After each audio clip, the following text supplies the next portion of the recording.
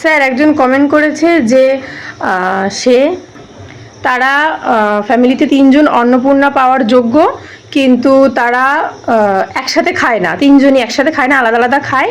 কিন্তু রেশন কার্ডে তারা সবাই এক, পরিবার এক। তাহলে সেক্ষেত্রে তারা কি করবে, ফর্মে কি লিখবে?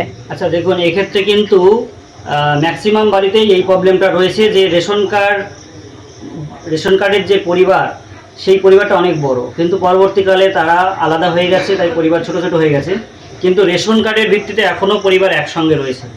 এক্ষেত্রে তারা যদি একসঙ্গে রেশন কার্ডের ভিত্তিতে একসঙ্গে ফর্ম ফিল আপ করতে যায়, তাহলে একটা সমস্যা তৈরি হতে পারে। একজন বলবে আরেকজনের তথ্য দিতে চাইবে না, কারণ যেহেতু আলাদা রয়েছে তাদের মধ্যে মনোমালিন্য থাকতেই পারে, সমস্যা থাকতে পারে। সেক্ষেত্রে একজন ফর্ম ফিল আপ করবে, আরেক বাড়িতে ফর্ম ফিল আপের কোনো কেউ নেই, সেক্ষেত্রে সে হয়তো তার তথ্যগুলো দিতে চাইলো না, তাহলে কিন্তু তার অসম্পূর্ণ থেকে গেল। এক্ষেত্রে আপনি যারা যারা একসঙ্গে থাকছেন বর্তমানে, আলাদা আলাদা যে পরিবার, আলাদা আলাদা ফর্ম ফিল আপ করবেন। আলাদা পরিবারের যে বয়োজ্যেষ্ঠ, তাকে পরিবারের প্রধান করবেন। এবং পারলে আপনারা রেশন কার্ডেও এই জিনিসটা করে নেন যে আপনাদের পরিবারে যে বয়োজ্যেষ্ঠ, তাকে পরিবারের প্রধান বানান। এখন রেশন কার্ডে আগে যেটা ছিল সেটা আলাদা কথা, কিন্তু বর্তমানের ভিত্তিতে আপনারা পরিবারের প্রধান কিন্তু চেঞ্জ করে নিতে পারেন, যেহেতু আলাদা হয়েছেন, এটা করে নিতে পারেন। Thank you sir.